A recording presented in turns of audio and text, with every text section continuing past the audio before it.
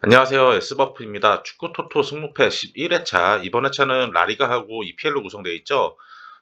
EPL은 그 FA컵 주중 경기를 치르면서 이 주중 경기를 소화했던 팀들 변수가 좀 있습니다. 그리고 전체적으로 좀 애매한 경기들이 있는 회차 같아요. 이번 회차 아무래도 무승부 예측이 어느 때보다 중요할 것 같습니다.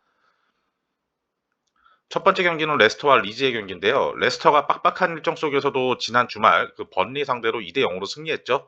리그 6경기 만에 거둔 승리였습니다. 지난 1월 겪었던 이 코로나 후유증에서 이제야 좀 벗어난 모습이에요. 컨퍼런스 리그를 병행하면서 경기 수가 많았지만 그 은드디의 경기력이 살아나면서 번리 상대로는 중원을 완벽하게 장악을 했죠. 텔레맨스도 적극적으로 수비 가담 내려오면서 수비 안정에 힘을 썼습니다.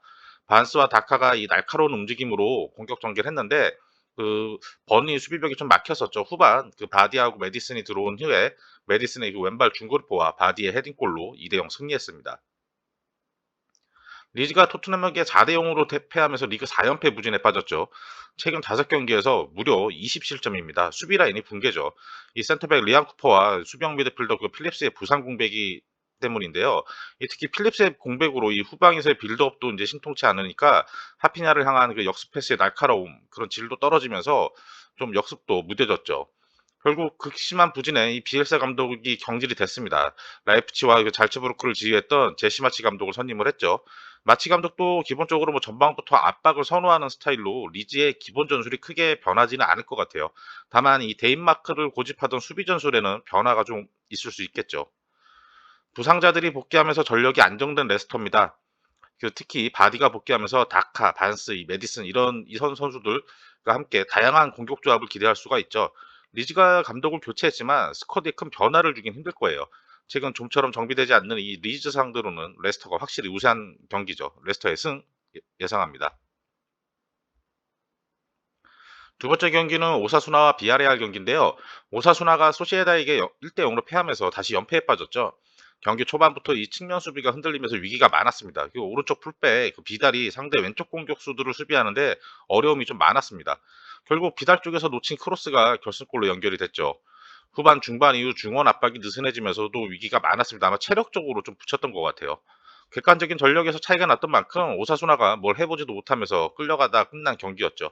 최근 측면에서 루벤 가르시아와 그 몽카올라의 경기력은 좋았는데 최전방 이 부디미르의 부진이 올 시즌 너무 심각하죠. 비아레알은 에스파뇰 상대로 5대 1 완승을 거뒀습니다. 리그에서 최근 두 경기 연속 4득점, 5득점, 다득점 경기를 했죠. 제라드 모레로가 아직 부상으로 결장 중임에도 불구하고 경기력이 전체적으로 완전히 완성이 돼 있죠. 파레오의 전진 패스로 이 단주마의 침투 플레이가 살아나면서 공격적으로 운영을 했습니다.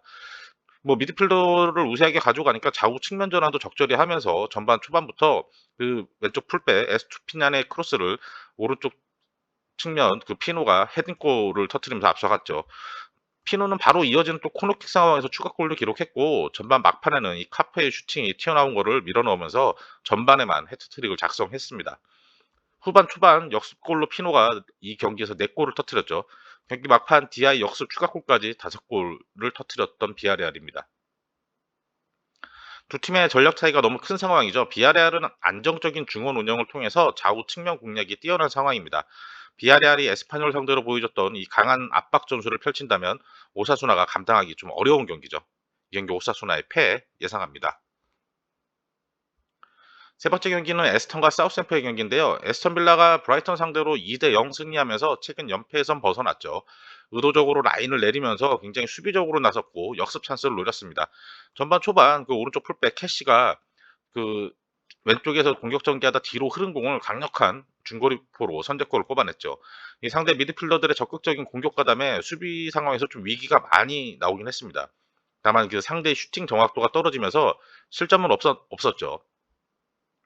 후반 초반 이 센터백 밍스의 뒷공간을 향한 롱 패스가 연결되면서 와킨스의 마무리 이 쐐기골도 터졌죠. 쿠티뉴는 이날 포인트는 없었는데 이 날카로운 오른발로 공격 진영에서 굉장히 위협적인 플레이를 많이 보여줬고 프리킥 상황에서도 굉장히 좋은 킥을 선보였습니다. 이 무실점 경기를 하긴 했는데 이 상대의 긴 크로스에 프리 헤딩을 허용하는 위기 상황이 많이 나왔는데 이 풀백들의 위치 선정에 문제점이 좀 보였습니다. 사우스햄프가 주말 리그 경기에서는 노리치 상대로 2대 0 완승을 거뒀고 이 주중 FA컵에서는 웨스트햄 상대로 3대 1 승리했죠. 최근 5경기에서 4승 1무로 완전 상승세입니다. 기본적으로 워드프라우스와 로메오 이 두 중원 미드필더의 경기 장악력이 너무 뛰어나요. 왼쪽 측면에서 엘리오누 씨의 최근 폼도 굉장히 좋죠. 왼쪽 라인에서의 공격 전개가 굉장히 좋습니다. 아담스가 상대 골키퍼 실수를 놓치지 않고 선제골을 넣고 후반 로메오가 환상적인 그 논스톱 발리 중거리포로 쐐기골을 박았죠. 주중 FA컵에서도 로테이션을 좀 꽤 많이 돌렸는데도 웨스트햄 상대로 3대 1로 승리했습니다. 에스턴이 부진에서 벗어나긴 했는데 경기력이 만족할 만한 상황은 아니었습니다. 브라이턴 공격에 허점이 좀 있어서 무실점 경기를 했을 뿐, 그 풀백들의 오버래핑은 좋았는데 수비력이 좀 부족해 보였죠. 경기력 측면에서 사우스햄프가 훨씬 안정세면서 최근 뭐 유리한 경기를 가져갈 것 같아요. 다만 그 아스톤 빌라가 수비적으로 꽉 틀어 막을 경우에는 이 경기 무승부 가능성도 있어 보입니다. 에스턴의 무패 예상합니다.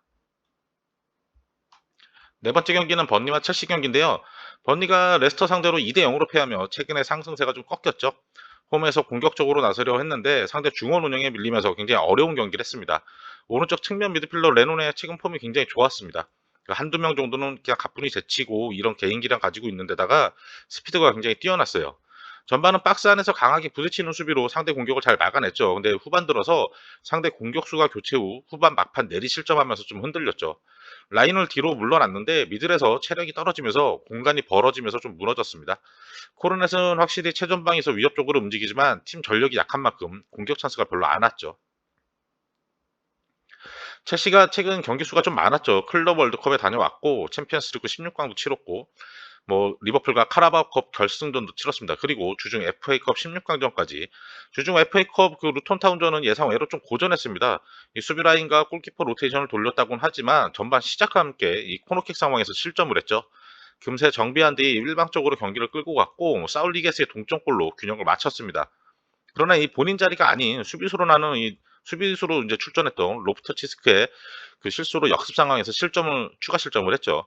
라인을 지키지 못하고 이 덤비는 수비로 뒷공간을 내줬어요.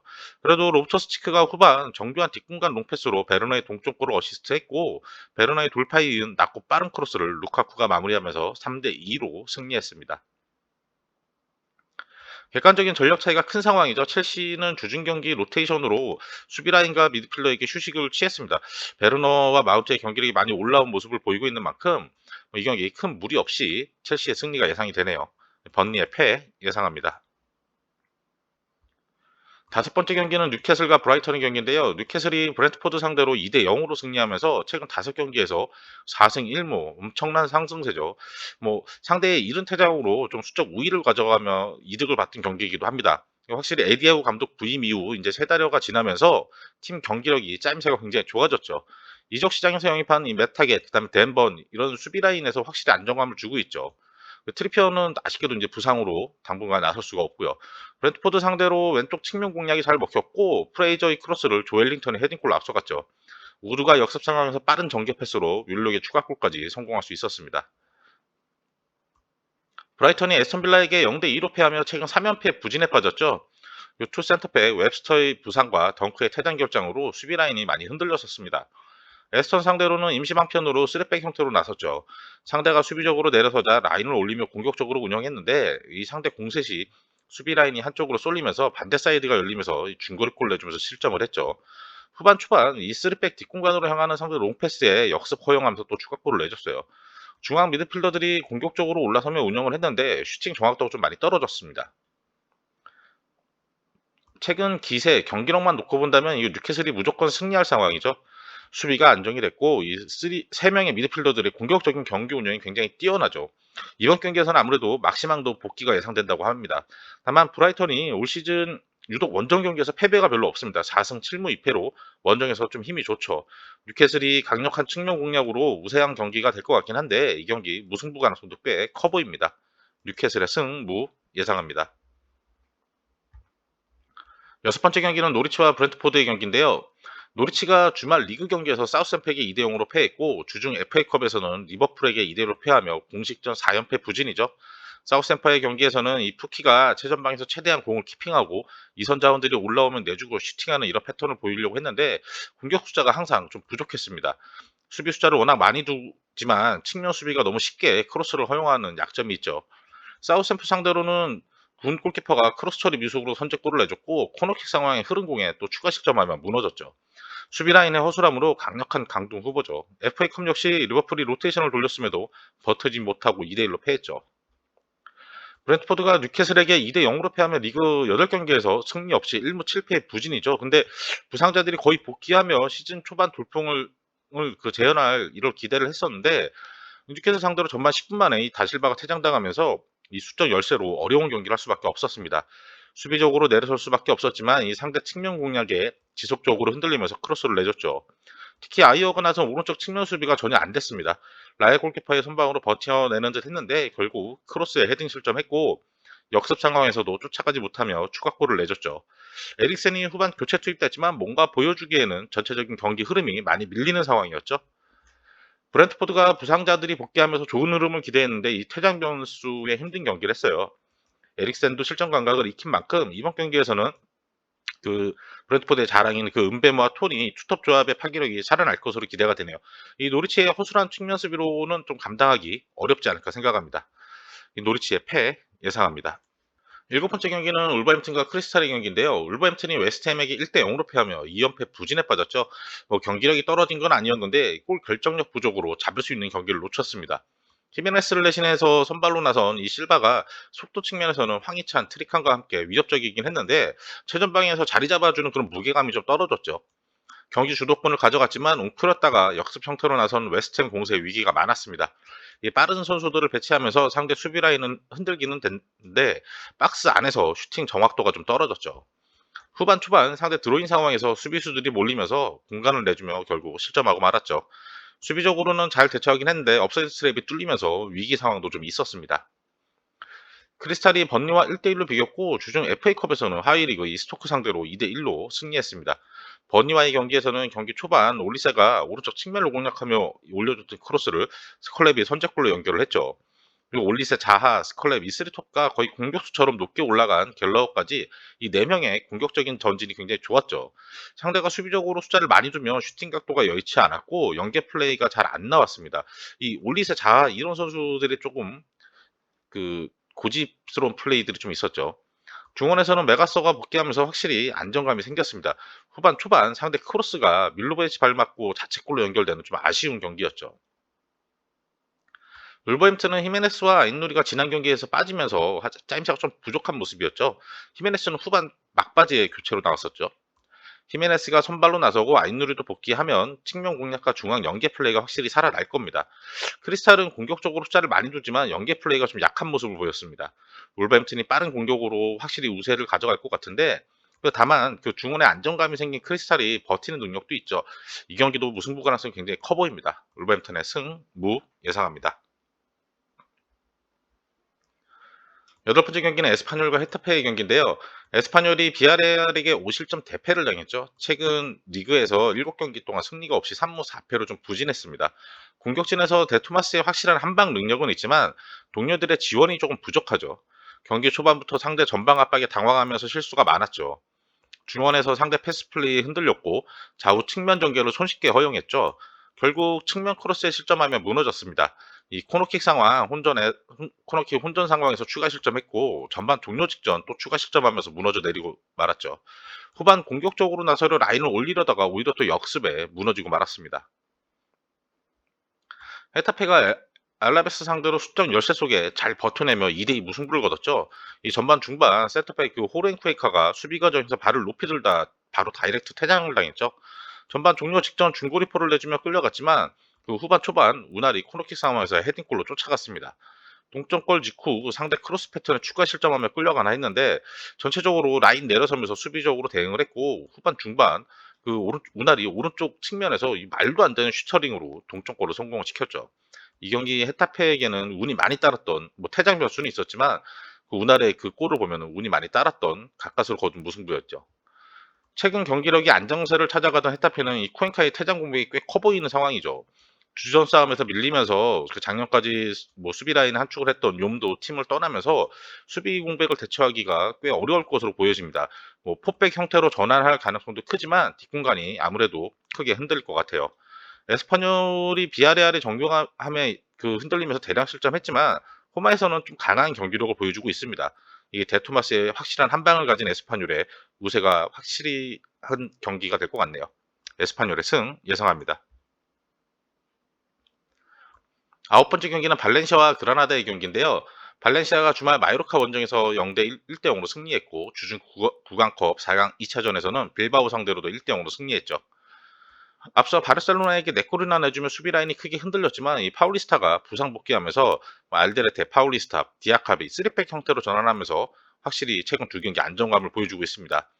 마요르카 상대로는 파울리스타가 경기 초반 엄청난 중거리골로 앞서갔고 수비 라인이 정비되면서 최근 구강컵에서도 수비적으로 지켜내며 역습 형태의 전개로 재미를 보고 있죠.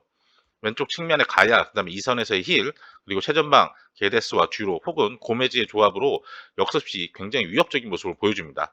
구강컵은 이 게데스의 중거리포로 승리하면서 결승에 올라가게 됐죠. 그라나다가 카디스와 0대 0으로 비기며 최근 리그 8경기에서 승리 없이 3무 5패로 좀 부진합니다. 그라나다는 경기 초반부터 이 수비 라인의 백패스 미스로 큰 위기가 좀 있었죠. 가까스로 골키퍼가 막아내며 버텨냈습니다. 상대의 강한 압박에 빌드업의 어려움도 많이 겪었습니다. 이 상대 역습 저지하려던 센터백 두아르테가 퇴장당하면서 또 수적 열세에 놓이게 됐죠. 이 역습 상황도 센터백 산체스의 패스미스에서 시작된 그런 상황이었습니다. 퇴장 이후 수비적으로 라인을 내리면서 콜라도 이용한 역습을 노렸는데 뭐 이렇게 골로 연결되진 않았어요. 근데 그래도 콜라도는 확실히 왼쪽 측면에서 파괴력을 보여주고 있는 상황입니다. 발렌시아가 최근 정비된 수비 라인을 바탕으로 상승세죠. 반면 그라나다는 중원과 수비 라인의 주축 고날로스, 에스쿠데로가 부상인 가운데 두아르테도 퇴장 징계로 나서지 못합니다. 발렌시아가 득점력이 조금 떨어지긴 하지만 수비 라인이 허술한 그라나다 상대로는 충분히 홈에서 승리를 가져갈 수 있을 것 같네요. 발렌시아의 승 예상합니다. 열 번째 경기는 레알 마드리드와 소시에다의 경기인데요. 레알 마드리드가 주말 그 라요 원정에서 1대 0으로 승리했죠. 전력 차이가 났던 만큼 일방적으로 공세를 퍼부었습니다. 왼쪽에서 비니시우스, 오른쪽에서는 아센시오가 그 경기 초반부터 위협적으로 슈팅을 시도했죠. 상대가 수비적으로 내려서면서 공간이 좀 벌어지면 공간이 좀 나지 않아가지고 득점에 박스 안에 이제 밀접 촘촘하게 있기 때문에 어려움이 있었죠. 지난 알라베스전에서도 후반 중반 이후에 골이 터졌듯이 이날 경기에서도 공격적으로도 몰아쳤음에도 불구하고 후반 막판에야 벤제마가 이 비니시우스와 콤비 플레이로 결승골을 터뜨렸죠. 소시에다는 유로파에서의 부진을 털고 최근 리그에서 오사수나 마요르카 이 하이컨 상대로 연승을 거뒀습니다. 주중 치러진 마요르카의 경기에서는 홈팀 마요르카가 공격적으로 나서자 좀 어려운 경기를 하긴 했는데 리그 하이컨 팀 상대로는 소시에다의 수비 라인이 견고하게 잘 버텨냈죠. 최근 두 경기 연속 선발 출전한 노장 이 다비드 실바와 메리노의 호흡이 맞아떨어지면서 환상적인 패스 플레이로 선제골을 기록했죠. 후반 코너킥 상황에서도 메리노의 리바운드 슛으로 추가골까지 기록을 했습니다. 최근 두 팀 모두 상승세지만 소시에다는 수비, 그다음에 중원 라인에 부상자가 많고 최전방 공격진이 부진이 좀 깊죠. 이삭. 반면 레알은 주전 라인업에 부상자도 없고 소시에다와 달리 주중 경기가 없었습니다. 레알이 이런 조건 속에서 홈에서 경기하는 만큼 발목을 잡힐 일은 없을 것 같네요. 레알은 올 시즌 리그 홈 경기에서 무패를 달리고 있죠. 레알 마드리드의 승 예상합니다. 여러 번째 경기는 카디스와 라요의 경기인데요. 카디스가 그라나다와 0대 0으로 비기면서 최근 3경기 연속 무승부죠. 카디스가 경기 초반부터 강한 전방 압박으로 그라나다를 압박을 했죠. 오른쪽 측면에서 아카포와 페레즈의 압박 플레이가 굉장히 좋았습니다. 측면에서 돌파를 한 후에 네그레도를 향한 크로스 패턴을 보여주긴 했는데 크로스의 날카로움이 좀 떨어졌습니다. 네그레도는 역습 과정에서 상대 파울을 얻어내면서 퇴장을 유도하기도 했죠. 수적 우위를 가져가면서 후반 내내 공세를 펼쳤는데 이 공격 진영에서의 마무리 섬세함이 너무 떨어졌던 카디스였죠. 라요가 레알 마드리드 상대로 잘 싸웠지만 1대 0으로 패했습니다. 최근 리그 5연패로 부진이 길어지고 있죠. 이 기간 단 2골에 그치면서 공격력이 좀 무뎌졌습니다. 공격 조합에 변화를 주며 공격력 강화를 노려봤는데 상대 수비 수준이 너무 높았죠. 가르디올라가 제공권을 앞세워서 헤딩슛을 몇 차례 시도하긴 했지만 골로 연결되지는 못했습니다. 상대 돌파가 뛰어난 걸 감안해서 수비 라인이 뒤로 물러서다가 뭐 슈팅 공간을 많이 내주는 실수도 나왔죠. 그래도 박스 안에서 수비 라인과 골키퍼의 집중력은 굉장히 좋았습니다. 후반 막판 상대 패스 플레이에 결승골을 내줬지만 그래도 잘 버텨냈던 경기죠. 근데 라유는 또 금요일 한국 시간 금요일 오전 5시에 베티스와 구강컵 4강 2차전도 앞두고 있습니다. 뭐 체력적으로 카디스가 확실히 우세한 입장에서 경기를 치르게 되죠. 라유는 구강컵 4강 2차전 치른 뒤 체력적으로 회복하기가 굉장히 촉박할 거예요. 카디스 공격진의 섬세함에 부족하지만 그래도 네그레도와 로자노의 한 방이 있고 오른쪽 사이드에 활발함이 있습니다. 카디스가 우세할 경기이긴 한데 라요 역시 공격력은 약해졌지만 이 수비 라인의 버티는 힘이 굉장히 좋은 만큼 이 경기는 무승부 가능성도 꽤 커 보입니다. 카디스의 승무 예상합니다. 12번째 경기는 와포드와 아스날 경기인데요. 와포드가 지난 라운드 맨유 원정에서 0대0 무승부를 기록했죠. 상대가 주중 챔스 16강 치르면서 좀 지친 모습도 있었고 상대 슈팅이 골대 맞는 행운도 있었습니다. 박스 안에서 센터백들의 수비적인 대처가 좀 미흡했어요. 와포드가 수비를 잘했다기보다는 맨유 공격수들의 좀 미스가 많았죠. 골망을 갈랐어도 간발 차이에 오프사이드에 걸리던가 수비 뒷공간도 많이 털렸고 특히 빠른 공격에 전혀 대처를 못했죠. 덴퍼스터 골키퍼의 슈퍼 세이브들이 없었다면 와포드가 대량 실점했을 경기입니다. 아스날이 지난 라운드 울버햄튼 상대로도 2대1로 승리하며 최근 3연승의 상승세죠. 오바메양이 떠났지만 에드가르와 라카제트가 전방에서 존재감을 보여주고 있고 마르티넬리, 사카 이런 측면 자원들이 최근 좋은 폼을 보여주고 있죠. 이들 4인방의 공격적인 힘이 굉장히 좋고 중원에서 자카와 파테이 투 미들의 경기 밸런스도 아주 뛰어납니다. 경기 초반 가브리엘의 미스로 실점하면서 끌려가긴 했는데 공격적인 운영으로 흐름은 아스날이 잡고 갔었죠. 골이 터지지 않아서 고전하긴 했는데 후반 막판 교체 투입된 은케티아의 크로스를 페페가 동점골로 연결했고 후반 추가 시간 라카제트의 슈팅이 상대 골키퍼 손에 맞고 들어가며 2대1로 역전승을 거뒀죠. 상대 수비 전술에 굉장히 고전했던 경기이긴 한데 확실히 공격적인 운영에 뛰어난 모습을 보였던 아스날입니다. 아스날은 2월 25일 경기를 치르고 충분한 휴식을 취했죠. 주축 선수 중에 부상자 변수도 크게 없습니다. 스미스로우가 부상자 명단에 있긴 한데 측면 자원들이 많은 만큼 큰 변수는 아니죠. 와포드가 수비적으로 나서면 역습을 노려보겠지만 아스날의 공격적인 경기 운영을 감당할 수 없을 것 같습니다. 이 경기는 아스날의 승리가 확실시되죠. 와포드의 패 예상합니다. 13번째 경기는 셀타비오와 마요르카의 경기인데요. 셀타가 에티 마드리드 원정에서 2대0으로 패하며 최근 3경기 부진하죠. 상대 뒷공간 침투가 좋은 만큼 의도적으로 라인을 내려서면서 수비적으로 운영을 했었죠. 역습 공격 전개 시 이 멘데즈가 오른쪽 라인 돌파가 좋았고 이 투투 외에도 중원의 수아레스도 깊게 올라오면서 공격적으로 올라갔죠. 조직적인 수비로 잘 버티는 듯 했지만 전반 중반 오른쪽 풀백 말로가 박스 안에서 이 상대 선수와 1대1에서 뚫리면서 실점하고 말았죠. 후반에도 다시 한번 그 말로 위치가 뒷공간을 내주면서 추가 실점하며 무너졌습니다. 마료카가 최근 베티스, 발렌시아, 소시에다에게 3연패를 당했죠.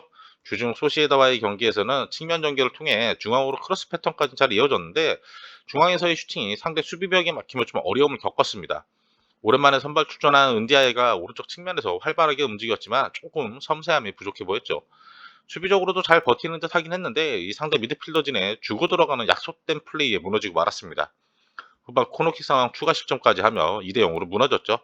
박스 안에 무리키를 향한 그 패스가 읽히면서 위협적인 장면을 만들지 못했죠. 전력 면에서는 셀타가 조금 더 안정된 모습을 보이지만 최근 셀타 공격진의 득점력이 떨어지고 있죠. 반면 마요르카는 연패 중이긴 한데 공격적인 운영을 계속 보여주고는 있어요.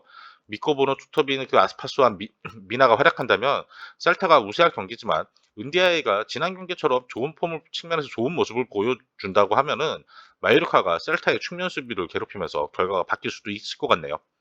이 경기는 셀타의 승패 예상합니다. 14번째 경기는 베티스와 에이티 마드리드의 경기인데요. 베티스가 지난 라운드 세비야에게 2대1로 패했죠. 아무래도 유로파 16강과 병행하면서 어려움이 좀 있었습니다. 경고했던 퍼펙 수비 라인이 흔들리면서 위기가 좀 많았어요. 중원과 측면에서의 압박이 느슨해지면서 수비 뒷공간 향한 상대 패스가 많이 들어왔었죠. 전반 중반 상대 역습 수비하다가 센터백 바트라이 실수를 골키퍼가 커버하려다가 페널티킥을 내주면서 실점하고 말았습니다. 이어 다시 한번 역습 상황에 대처 못하며 추가 실점했죠. 후반 시작과 함께 그 지친 미드필더들을 교체하면서 후반 경기력은 좀 좋아졌어요. 경기 막판 카날레스의 프리킥골로 한 골 만회하는데 그쳤죠. 베티스도 아까 라이오와 마찬가지로 금요일 오전 이제 라이오하고 구강컵 4강 2차전을 치러야 하죠. 근데 이날 그 세비야전에서는 호나미도 경고 누적으로 출전하지 못하면서 전력 누수가 좀 컸던 경기였습니다. 에이트 마드리드가 셀타 상대로 2대0 완승 거뒀죠. 펠릭스와 코레아가 투톱 선발을 나섰지만 이 공격의 날카로움이 좀 부족했습니다. 상대가 뒷공간을 안 주려고 수비 라인을 내렸고 아무래도 주중 맨유와의 챔스 16강전을 치른 여파가 좀 있었던 모습이에요. 상대가 박스 안에 숫자를 많이 두고 수비하자 슈팅 각도가 잘 안 나왔죠.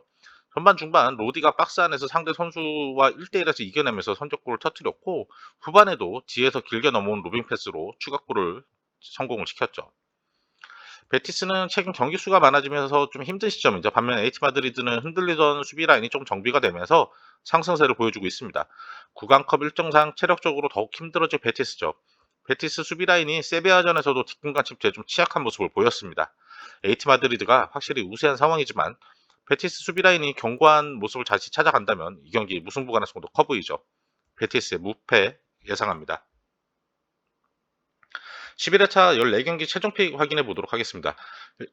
첫 경기는 레스터의 승, 2경기는 오사수나의 패, 3경기는 에스턴의 무패, 4경기 번니의 패, 5경기는 뉴캐슬의 승무, 6경기 노리치의 패, 7경기 울버햄튼의 승무, 8경기 에스파뇰의 승, 9경기 발렌시아의 승, 10경기 레알의 승, 11경기 카디스의 승무, 12경기 와포드의 패, 13경기 셀타의 승패, 14경기 베티스의 무패.